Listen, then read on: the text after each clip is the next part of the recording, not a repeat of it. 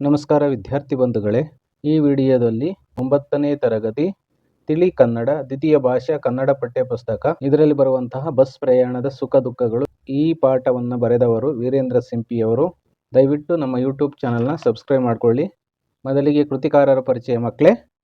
ವೀರೇಂದ್ರ ಸಿಂಪಿಯವರು ಬಿಜಾಪುರ ಜಿಲ್ಲೆಯ ಇಂಡಿ ತಾಲೂಕಿನ ಚಡಚಣದಲ್ಲಿ 1938ರಲ್ಲಿ ಜನಿಸಿದರು. ಇವರ ತಂದೆ ಜಾನಪದ ತಜ್ಞರಾದ ಸಿಂಪಿ ಲಿಂಗಣ್ಣನವರು. ಇಂಗ್ಲಿಷ್ ಪ್ರಾಧ್ಯಾಪಕರಾದ ಇವರು ಪ್ರೌಢಶಾಲೆಯಲ್ಲಿ ಇರುವಾಗಲೇ ಪ್ರಬಂಧ ರಚನೆಗೆ ತೊಡಗಿ ಹಲವಾರು ಪ್ರಬಂಧ ಸಂಕಲನಗಳನ್ನು ಪ್ರಕಟಿಸುವ ಮೂಲಕ ಕನ್ನಡ ಸಾಹಿತ್ಯವನ್ನು ಶ್ರೀಮಂತಗೊಳಿಸಿದ್ದಾರೆ. ಇತರ ಕೃತಿಗಳೆಂದರೆ ಕಾಗದದ ಚೂರು, ಭಾವಮೈದುನ, ಸ್ವಚ್ಛಂದ, ಮನದ ಸುಳಿದಾಟ, ಪರಿಸರ ಸ್ಪಂದನ ಇವು ಅವರ ಪ್ರಮುಖ ಪ್ರಬಂಧ ಸಂಕಲನಗಳು. ಇವರ ಭಾವಮೈದುನ ಕೃತಿಗೆ ಕರ್ನಾಟಕ ಸಾಹಿತ್ಯ ಅಕಾಡೆಮಿ ಪ್ರಶಸ್ತಿ ಲಭಿಸಿದೆ. ಪ್ರಸ್ತುತ ಬಸ್ ಪ್ರಯಾಣದ ಸುಖ ದುಃಖಗಳು ಪ್ರಬಂಧವನ್ನು ಕನ್ನಡ ಸಾಹಿತ್ಯ ಪರಿಷತ್ತು ಪ್ರಕಟಿಸಿರುವ ಆಯ್ದ ಲಲಿತ ಪ್ರಬಂಧಗಳು ಕೃತಿಯಿಂದ ಆರಿಸಲಾಗಿದೆ. ಅಭ್ಯಾಸ. ಫಸ್ಟ್ ಮೇನ್ ಪದಗಳ ಅರ್ಥ. ದಯವಿಟ್ಟು ನಮ್ಮ ಯೂಟ್ಯೂಬ್ ಚಾನಲ್ನ ಸಬ್ಸ್ಕ್ರೈಬ್ ಮಾಡ್ಕೊಳ್ಳಿ ಪ್ರಿಯ ವಿದ್ಯಾರ್ಥಿ ಬಂಧುಗಳೇ.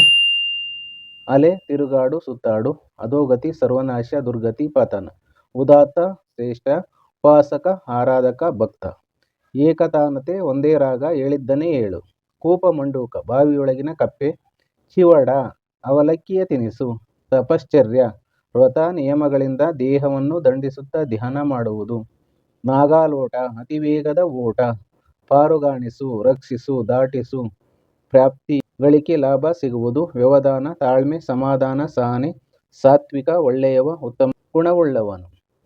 ಆರ್ತಸ್ವರ, ನೋವಿನ ಧ್ವನಿ, ಸಂಕಟದ ಧ್ವನಿ, ಅಧಪತನ, ಸರ್ವನಾಶ, ಕೆಳಗೆ ಬೀಳುವುದು, ಉಪಕ್ರಮಿಸು, ಪ್ರಾರಂಭ, ತೊಡಗುವಿಕೆ, ಹೊರತೆ, ನೀರಿನ ಬುಗ್ಗೆ, ನೀರು ಜಿನುಗುವಿಕೆ, ಕಿಸೆ, ಜೇಬು, ಗಂಡಾಂತರ, ವಿಪತ್ತು, ತೊಂದರೆ, ಚುರಮುರಿ, ಮಂಡಕ್ಕಿಯ ತಿನಿಸು, ತಾಸು, ಗಂಟೆ, ಸಮಯ, ದುಗುಡ, ವ್ಯಸನ, ಚಿಂತೆ, ಆತಂಕ, ಡೌಲು, ಆಡಂಬರ, ಒಣ ಎಮ್ಮೆ, ಬಡಾಯಿ, ಪ್ರಯಾಸ, ಆಯಾಸ, ದಣಿವು, ಶ್ರಮ, ಮಣಿ, ಸೋಲು, ಬಾಗು, ಶೋಕಿಲಾಲ, ಮೋಜು ಮಾಡುವವ, ಸ್ಥಿತಿವಂತ, ಸಿರಿವಂತ.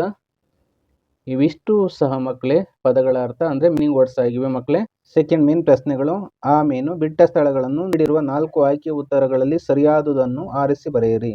ಅಂದರೆ 4 ಆಯ್ಕೆಗಳ ಪ್ರಶ್ನೆಗಳು ಅಂದರೆ MCQ ಪ್ರಶ್ನೆಗಳು, multiple choice questions. First question. Virendra ಸಿಂಪಿಯವರಿಗೆ ಪ್ರವಾಸವೆಂದರೆ ಡ್ಯಾಶ್. 4 ಆಯ್ಕೆಗಳಿದ್ದಾವೆ ಗಮನಿಸಿ ಮಕ್ಕಳೇ. ಆಯ್ಕೆ ಆ ಪ್ರಯಾಸದ ವಿಷಯ, ಆಯ್ಕೆ ಆ ಸುಖ ಪ್ರಸಂಗ, ಆಯ್ಕೆ ಈ ಶೋಕಿಯ ಪ್ರಸಂಗ, ಆಯ್ಕೆ ಈ ದುಗುಡದ ಪ್ರಸಂಗ. ಇದಕ್ಕೆ ಸರಿಯಾದ ಉತ್ತರ ಆಯ್ಕೆ ಆ ಸುಖ ಪ್ರಸಂಗ. ವೀರೇಂದ್ರ ಸಿಂಪಿಯವರಿಗೆ ಪ್ರವಾಸವೆಂದರೆ ಸುಖ ಪ್ರಸಂಗ.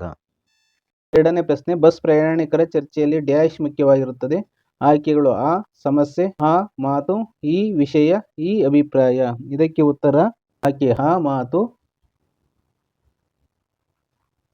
ಬಸ್ ಪ್ರಯಾಣಿಕರ ಚರ್ಚೆಯಲ್ಲಿ ಮಾತು ಮುಖ್ಯವಾಗಿರುತ್ತದೆ. ಮೂರನೇ ಪ್ರಶ್ನೆ. ಲೇಖಕರು ಬಸ್ಸಿನಿಂದ ಲಘು ಬಗೆಯಿಂದ ಇಳಿದಿದ್ದು ಡ್ಯಾಶ್. ಆಯ್ಕೆಗಳು ಆ ಚಹಾ ಕುಡಿಯಲು, ಆ ಚುರುಮುರಿ ತಿನ್ನಲು, ಈ ಟಿಕೆಟ್ ಪಡೆಯಲು, ಈ ದಾರಿ ತಪ್ಪಿದುದಕ್ಕೆ. ಉತ್ತರ ಆಯ್ಕೆ ಈ ದಾರಿ ತಪ್ಪಿದುದಕ್ಕೆ. ದಾರಿ ತಪ್ಪಿದುದಕ್ಕೆ. ಲೇಖಕರು ಬಸ್ಸಿನಿಂದ ಲಘು ಬಗೆಯಿಂದ ಇಳಿದಿದ್ದು ದಾರಿ ತಪ್ಪಿದುದಕ್ಕೆ. ನಾಲ್ಕನೇ ಪ್ರಶ್ನೆ. ಲೇಖಕರು ಲಾರಿಯ ಡ್ರೈವರನಿಗೆ ಎದುರಿದಿದ್ದು ಡ್ಯಾಶ್. ಆಯ್ಕೆಗಳು ಆ ರಾತ್ರಿ ಆದುದಕ್ಕೆ, ಆ ಕೈಲಿ ವಾಚು ಇದ್ದುದರಿಂದ, ಆಯ್ಕೆ ಈ ಊರು ಇದ್ದುದರಿಂದ, ಆಯ್ಕೆ ಈ ಪ್ರಯಾಣ ಭಯದಿಂದ. ಇದಕ್ಕೆ ಉತ್ತರ ಆಯ್ಕೆ ಈ ಪ್ರಯಾಣ ಭಯದಿಂದ.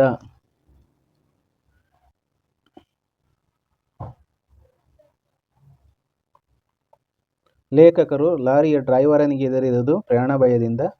ಆಮೇನು ಕೆಳಗಿನ ಪ್ರಶ್ನೆಗಳಿಗೆ ಒಂದು ವಾಕ್ಯದಲ್ಲಿ ಉತ್ತರಿಸಿರಿ. ಒಂದನೇ ಪ್ರಶ್ನೆ. ವೀರೇಂದ್ರ ಸಿಂಪಿಯವರು ತಾವು ಯಾವ ರೀತಿಯ ಪ್ರಯಾಣಿಗರಲ್ಲ ಎಂದಿದ್ದಾರೆ. ಉತ್ತರ ವೀರೇಂದ್ರ ಸಿಂಪಿಯವರು ಪ್ರಯಾಣಕ್ಕಾಗಿ ಪ್ರಯಾಣ ಎನ್ನುವ ಶೋಕಿಲಾಲನಲ್ಲ ಎಂದಿದ್ದಾರೆ. ಎರಡನೇ ಪ್ರಶ್ನೆ. ವೀರೇಂದ್ರ ಸಿಂಪಿಯವರು ಪ್ರವಾಸ ಕೈಗೊಳ್ಳುವುದು ಯಾವಾಗ ಎಂದಿದ್ದಾರೆ. ಉತ್ತರ ಬಾಳು ಬರಿದಾಗಿ ಕಂಡಾಗ ಏನಾದರೂ ನೆಪ ಹೂಡಿ ಪ್ರವಾಸ ಕೈಗೊಳ್ಳುವುದು. ಮೂರನೇ ಪ್ರಶ್ನೆ. ವೀರೇಂದ್ರ ಸಿಂಪಿಯವರು ಪ್ರವಾಸ ಕೈಗೊಳ್ಳುವುದು ಏಕೆ. ಉತ್ತರ ಜೀವನದಲ್ಲಿ ಇಲ್ಲದ ನವ್ಯತೆಯನ್ನು ಭವ್ಯತೆಯನ್ನು ಬಾಳಿನಲ್ಲಿ ತರಲು ವೀರೇಂದ್ರ ಸಿಂಪಿಯವರು ಪ್ರವಾಸ ಕೈಗೊಳ್ಳುತ್ತಾರೆ. ನಾಲ್ಕನೇ ಪ್ರಶ್ನೆ. ಲೇಖಕರು ಬಸ್ಸಿಗೆ ಕಾಯುವುದು ಯಾವುದಕ್ಕೆ ಸಮಾನ ಎಂದಿದ್ದಾರೆ. ಉತ್ತರ ಒಂಟಿ ಕಾಲಿನಲ್ಲಿ ನಿಂತು ಶಿವನನ್ನು ಕುರಿತು ತಪಶ್ಚರ್ಯಗೈದಂತೆ ಎಂದು ಲೇಖಕರು ಹೇಳಿದ್ದಾರೆ. 5ನೇ ಪ್ರಶ್ನೆ, ಲೇಖಕರು ಬಸ್ಸು ಏರಿದುದನ್ನು ಯಾವುದಕ್ಕೆ ಹೋಲಿಸುತ್ತಾರೆ?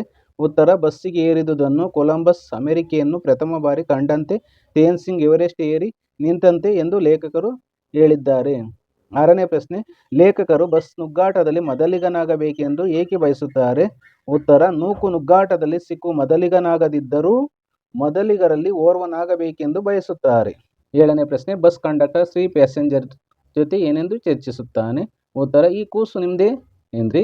ಹೌದು, ಎಷ್ಟು ವರ್ಷ ಆಗಿವೆ ಎಂದಾಗ 2 ತುಂಬಿ ಮೊನ್ನೆ ಅಮಾವಾಸ್ಯೆಗೆ 1 ತಿಂಗಳಾಯಿತು ಎಂದು ಪ್ರಯಾಣಿಕ ಹೇಳಿದಾಗ ಕಂಡಕ್ಟರ್ ಅರ್ಧ ಟಿಕೆಟು ಪಡೆಯಲು ಸೂಚಿಸುವನು. ಇಲ್ಲಿ ಪ್ರಯಾಣಿಕ ಅಂದರೆ ಶ್ರೀ ಪ್ಯಾಸೆಂಜರ್ ಅಂತ ಅರ್ಥ. 8ನೇ ಪ್ರಶ್ನೆ, ಲೇಖಕರು ಸಹ ಪ್ರಯಾಣಿಕನೊಂದಿಗೆ ರೊಚ್ಚಿಗೆದ್ದದ್ದು ಏಕೆ? ಉತ್ತರ, ಸಹ ಪ್ರಯಾಣಿಕ ಕರ್ನಾಟಕ ಒಂದು ದರಿದ್ರ ನಾಡು ಎಂದು ಹೇಳಿದಾಗ ಲೇಖಕರು ಈ ಮಾತಿನಿಂದ ರೊಚ್ಚಿಗೆದ್ದರು. ಈ ಮೇನು ಕೆಳಗಿನ ಪ್ರಶ್ನೆಗಳಿಗೆ 3-4 ವಾಕ್ಯಗಳಲ್ಲಿ ಉತ್ತರಿಸಿರಿ. 1ನೇ ಪ್ರಶ್ನೆ, ವೀರೇಂದ್ರ ಸಿಂಪಿಯವರಿಗೆ ತಾವು ಸಂದರ್ಶಿಸಿದ ಸ್ಥಳಗಳ ಬಗ್ಗೆ ಯಾವ ಅಭಿಪ್ರಾಯವಿದೆ? ಉತ್ತರ, ಒಂದೇ ಪುಸ್ತಕವನ್ನು ಹಲವು ಸಾರಿ ಓದಿದಂತೆ ನನ್ನ ಪ್ರವಾಸದ ಕ್ಷೇತ್ರ ಸಣ್ಣದಿರಬಹುದು, ಆದರೆ ಅದರಲ್ಲಿ ನಾನು ಕಂಡ ರಸದ ಹೊರತೆ ಮಾತ್ರ ದೊಡ್ಡದು. ಜೀವನದಲ್ಲಿ ಕಾಣಸಿಗದ ಸ್ವಾರಸ್ಯ ನನಗೆ ಪ್ರವಾಸದಲ್ಲಿ ದೊರಕಿದೆ ಎಂದು ಲೇಖಕರು ಅಭಿಪ್ರಾಯಪಟ್ಟಿದ್ದಾರೆ. 2ನೇ ಪ್ರಶ್ನೆ, ವೀರೇಂದ್ರ ಸಿಂಪಿಯವರಿಗೆ ಪ್ರಯಾಣದಲ್ಲಿ ಯಾವ ಯಾವ ರೀತಿಯ ಅನುಭವಗಳಾಗಿವೆ? ಉತ್ತರ, ಪ್ರವಾಸದಲ್ಲಿ ನಾನು ಹತ್ತಿದ್ದೇನೆ, ನಕ್ಕಿದ್ದೇನೆ, ನಗೆಪಾಟಲು ವ್ಯಕ್ತಿಯೂ ಆಗಿದ್ದೇನೆ, ಹೀರೋ ಆಗಿದ್ದಂತೆ ಝೀರೋ ಕೂಡ ಆದ ಪ್ರಸಂಗಗಳು ಇಲ್ಲದಿಲ್ಲ. 3ನೇ ಪ್ರಶ್ನೆ, ಲೇಖಕರು ಬಸ್ಸಿಗೆ ಕಾಯುವ ಪ್ರಸಂಗಗಳನ್ನು ಯಾವ ರೀತಿ ವರ್ಣಿಸಿದ್ದಾರೆ? ಉತ್ತರ, ಬಸ್ಸಿಗಾಗಿ ಕಾಯುವುದೆಂದರೆ ಒಂಟಿಗಾಲಿನ ಮೇಲೆ ನಿಂತು ಶಿವನನ್ನು ಕುರಿತು ತಪಶ್ಚರ್ಯವನ್ನು ಗೈದಂತೆಯೇ ಸೈ ಎಂದು ಲೇಖಕರು ವರ್ಣಿಸಿದ್ದಾರೆ. 4ನೇ ಪ್ರಶ್ನೆ, ಲೇಖಕರು ಬಸ್ಸು ಏರುವ ಸಂದರ್ಭದಲ್ಲಿ ಯಾವ ರೀತಿಯ ವಾತಾವರಣ ಉಂಟಾಗುತ್ತದೆ ಎಂದಿದ್ದಾರೆ? ಉತ್ತರ, ತಿಕ್ಕಾಟ, ಗುದ್ದಾಟ, ಚೀರಾಟ, ಹೋರಾಟಗಳೆಲ್ಲ ನಡೆಯುತ್ತವೆ. ಒಬ್ಬರ ಶರ್ಟ್ ಹೊರಿದರೆ ಇನ್ನೊಬ್ಬರ ಉಸಿರೇ ನಿಂತಿತು, ಮಗದೊಬ್ಬರ ಬೆರಳೊಂದು ಕತ್ತರಿಸಿ ಹೋಯಿತು, ಕೂಸಿನ ಚೀರುವಿಕೆಗಾಗಲಿ ಸ್ತ್ರೀಯರ ಆರ್ತಸ್ವರಕ್ಕಾಗಲಿ ಯಾರೂ ಮಣಿಯುವುದಿಲ್ಲ. 5ನೇ ಪ್ರಶ್ನೆ, ಲೇಖಕರು ಬಸ್ಸಿನ ಕಿಟಕಿ ಬಳಿಯ ಆಸನದಲ್ಲಿ ಕೂರಲು ಬಯಸಿದ್ದುದು ಏಕೆ? ಉತ್ತರ, ಕಿಟಕಿ ಹತ್ತಿರದ ಸ್ಥಳ ಹೊರಗಿನ ಗಾಳಿಯೂ ಬೀಸುತ್ತದೆ, ಒಳಗಿನ ಜನಸಂಪರ್ಕವೂ ತಪ್ಪಿರುವುದಿಲ್ಲ. ಹಾಗೆ ಕಿಟಕಿ ಹತ್ತಿರ ಕುಳಿತು ಜನರ ನಡೆನುಡಿಗಳನ್ನು ಗಮನಿಸುವುದು, ಬೇಸರವಾದಾಗ ಹೊರಗಿನ ಪ್ರಕೃತಿಯ ಉಪಾಸಕನಾಗಿ ನಿಲ್ಲುವುದು ಎಂದು ಲೇಖಕರು ಬಯಸಿದರು.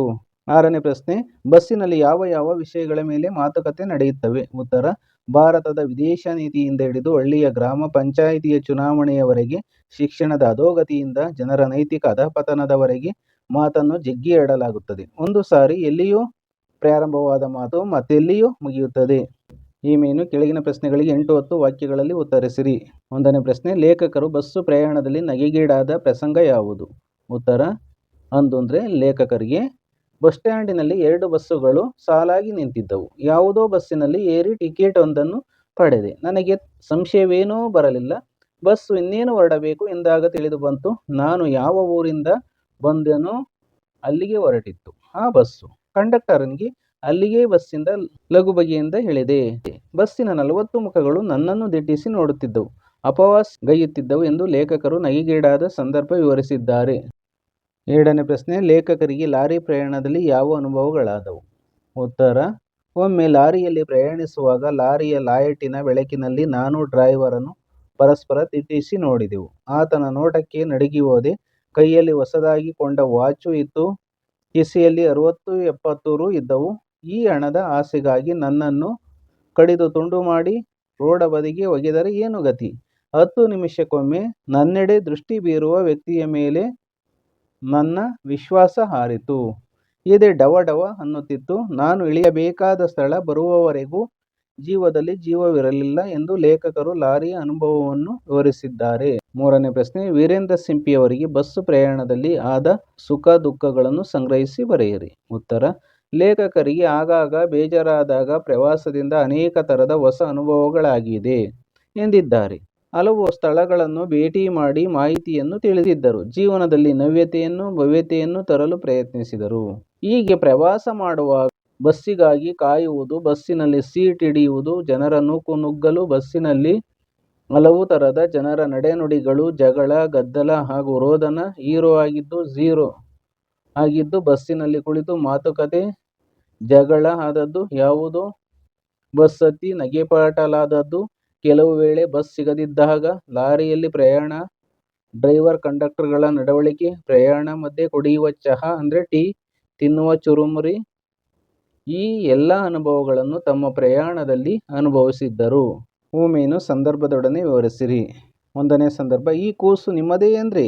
ಉತ್ತರ, ಈ ಮೇಲಿನ ವಾಕ್ಯವನ್ನು ವೀರೇಂದ್ರ ಸಿಂಪಿಯವರು ಬರೆದಿರುವ ಬಸ್ಸು ಪ್ರಯಾಣದ ಸುಖ ದುಃಖಗಳು ಎಂಬ ಪಾಠವನ್ನು ಅವರ ಆಯ್ದ ಲಲಿತ ಪ್ರಬಂಧಗಳು ಎಂಬ ಕೃತಿಯಿಂದ ಆರಿಸಿಕೊಳ್ಳಲಾಗಿದೆ. ಈ ಮಾತನ್ನು ಬಸ್ ಕಂಡಕ್ಟರ್ ಮಹಿಳಾ ಪ್ಯಾಸೆಂಜರ್ಗೆ ಹೇಳುತ್ತಾನೆ. ಸಂದರ್ಭ, ಟಿಕೆಟ್ ತೆಗೆದುಕೊಳ್ಳುವ ಸಂದರ್ಭದಲ್ಲಿ ಪ್ರಯಾಣಿಕರೊಬ್ಬರೊಡನೆ ನಡೆದ ಸಂಭಾಷಣೆಯಲ್ಲಿ ಈ ಮಾತು ಬಂದಿದೆ. 2ನೇ ಸಂದರ್ಭ, ಕರ್ನಾಟಕದ ಬಗ್ಗೆ ನಿಮ್ಮ ಅಭಿಪ್ರಾಯವೇನು? ಉತ್ತರ, ಈ ಮೇಲಿನ ವಾಕ್ಯವನ್ನು ವೀರೇಂದ್ರ ಸಿಂಪಿಯವರು ಬರೆದಿರುವ ಬಸ್ಸು ಪ್ರಯಾಣದ ಸುಖ ದುಃಖಗಳು ಎಂಬ ಪಾಠವನ್ನು ಅವರ ಆಯ್ದ ಲಲಿತ ಪ್ರಬಂಧಗಳು ಎಂಬ ಕೃತಿಯಿಂದ ಆರಿಸಿಕೊಳ್ಳಲಾಗಿದೆ. ಈ ಮಾತನ್ನು ಲೇಖಕರು ಪ್ರಾಂತೀಯ ಅಭಿಮಾನದಿಂದ ಹೇಳಿದರು. ಸಂದರ್ಭ, ಲೇಖಕರು ಪಕ್ಕದಲ್ಲಿ ಕುಳಿತಿದ್ದ ಆಂಧ್ರದವನೊಡನೆ ಪ್ರಯಾಣಿಸುವ ಸಂದರ್ಭದಲ್ಲಿ ಇಬ್ಬರೊಡನೆ ನಡೆದ ಮಾತುಗಳಲ್ಲಿ ಇದೂ ಸಹ ಒಂದಾಗಿದೆ. 3ನೇ ಸಂದರ್ಭ, ಬಸ್ಸಿನಲ್ಲಿ 40 ಮುಖಗಳು ನನ್ನನ್ನು ದಿಟ್ಟಿಸಿ ನೋಡುತ್ತಿದ್ದವು. ಉತ್ತರ, ಈ ವಾಕ್ಯವನ್ನು ವೀರೇಂದ್ರ ಸಿಂಪಿಯವರು ಬರೆದಿರುವ ಬಸ್ ಪ್ರಯಾಣದ ಸುಖ ದುಃಖಗಳು ಎಂಬ ಪಾಠವನ್ನು ಅವರ ಆಯ್ದ ಲಲಿತ ಪ್ರಬಂಧಗಳು ಎಂಬ ಕೃತಿಯಿಂದ ಆರಿಸಿಕೊಳ್ಳಲಾಗಿದೆ. ಈ ಮಾತನ್ನು ಲೇಖಕರು ಹೇಳಿದರು. ಸಂದರ್ಭ, ಒಮ್ಮೆ ಲೇಖಕರು ಚಹಾ ಕುಡಿಯಲು ಇಳಿದು ತಿಳಿಯದೆ ಬೇರೆ ಬಸ್ ಹತ್ತಿದ್ದರು. ತಾವು ಪ್ರಯಾಣಿಸಿದ ಬಸ್ ಸೇರಿರುವುದನ್ನು ಕಂಡು ಲಘು ಬಗೆಯಿಂದ ಇಳಿಯುವ ಸಂದರ್ಭದಲ್ಲಿ ಲೇಖಕರಿಗೆ ಸಹ ಪ್ರಯಾಣಿಕರಿಂದ ಈ ಅನುಭವವಾಯಿತು. 3rd main ಭಾಷಾಭ್ಯಾಸ. ಆಮೇನು ಕೆಳಗಿನ ಪದಗಳನ್ನು ಬಿಡಿಸಿ ಬರೆದು ಸಂಧಿ ಹೆಸರು ತಿಳಿಸಿರಿ. ಸ್ವೇಚ್ಛಾಚಾರ, ಅಷ್ಟಿಷ್ಟು, ಯೋಗ್ಯತಾನುಸಾರ, ಮಂಗಳಾರತಿ ಇಷ್ಟು ಪದಗಳಿದ್ದಾವೆ ಮಕ್ಕಳೇ. 1ನೇ ಪದ ಸ್ವೇಚ್ಛಾಚಾರ ಈಕ್ವಲ್ಸ್ ಸ್ವೇಚ್ಛ ಪ್ಲಸ್ ಆಚಾರ ಈಕ್ವಲ್ಸ್ ಸವರ್ಣ ದೀರ್ಘ ಸಂಧಿ. 2ನೇ ಪದ ಅಷ್ಟಿಷ್ಟು ಈಕ್ವಲ್ಸ್ ಅಷ್ಟು ಪ್ಲಸ್ ಇಷ್ಟು ಈಕ್ವಲ್ಸ್ ಲೋಪ ಸಂಧಿ. 3 ಯೋಗ್ಯತಾನುಸಾರ ಈಕ್ವಲ್ಸ್ ಯೋಗ್ಯತಾ ಪ್ಲಸ್ ಅನುಸಾರ ಈಕ್ವಲ್ಸ್ ಸವರ್ಣ ದೀರ್ಘ ಸಂಧಿ. 4 ಮಂಗಳಾರತಿ ಈಕ್ವಲ್ಸ್ ಮಂಗಳ ಪ್ಲಸ್ ಆರತಿ ಈಕ್ವಲ್ಸ್ ಸವರ್ಣ ದೀರ್ಘ ಸಂಧಿ. ಆಮೇನು ಕೆಳಗಿನ ಪದಗಳಿಗೆ ವಿರುದ್ಧಾರ್ಥ ಬರೆಯಿರಿ. 1ನೇ ಪದ ಪ್ರತ್ಯಕ್ಷ ಪರೋಕ್ಷ. 2ನೇ ಪದ ಸ್ವರ್ಗ ನರಕ. 3ನೇ ಪದ ನೀರಸ ಸ್ವಾರಸ್ಯ. 4ನೇ ಪದ ಸ್ವಾರ್ಥ ನಿಸ್ವಾರ್ಥ. 5ನೇ ಪದ ಅಪಮಾನ ಮಾನ.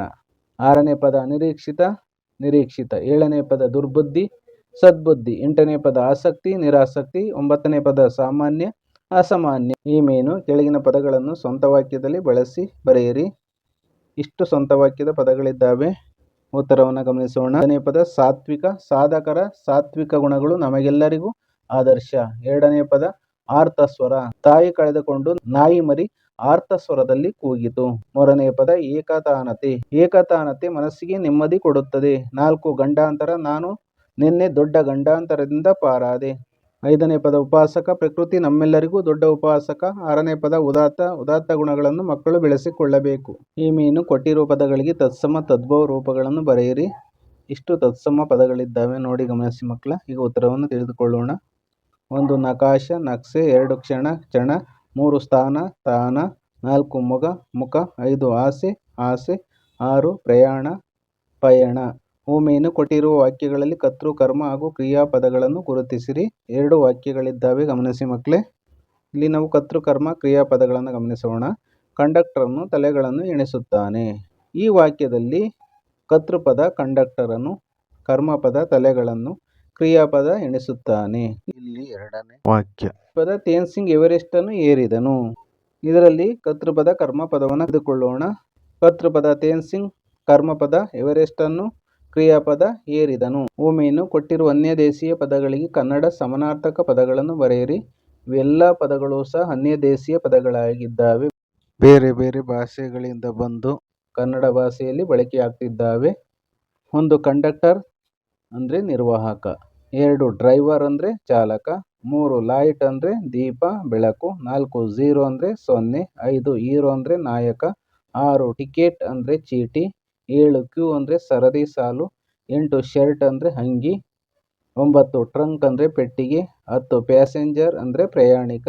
ಮಕ್ಕಳೇ, ಇದುವರೆಗೂ ಈ ವಿಡಿಯೋದಲ್ಲಿ ಬಸ್ ಪ್ರಯಾಣದ ಸುಖ ದುಃಖಗಳು ವೀರೇಂದ್ರ ಸಿಂಪಿಯವರು ಬರೆದಿರುವಂಥ ಪಾಠದ ಕವಿ ಪರಿಚಯ, ಪದಗಳ ಅರ್ಥ ಹಾಗೂ ಪ್ರಶ್ನೋತ್ತರಗಳು ಮತ್ತು ಭಾಷಾಭ್ಯಾಸವನ್ನು ವಿವರಿಸಿದ್ದೇನೆ. ಈ ವಿಡಿಯೋಕ್ಕೆ ಲೈಕ್ ಮಾಡಿ, ಕಮೆಂಟ್ ಮಾಡಿ ಹಾಗೂ ನಿಮ್ಮ ಫ್ರೆಂಡ್ಸ್ಗೆ ಶೇರ್ ಮಾಡಿ. ನಮ್ಮ ಯೂಟ್ಯೂಬ್ ಚಾನಲ್ನ ಸಬ್ಸ್ಕ್ರೈಬ್ ಮಾಡಿಕೊಳ್ಳಿ. ಎಲ್ಲರಿಗೂ ಸಹ ಧನ್ಯವಾದಗಳು.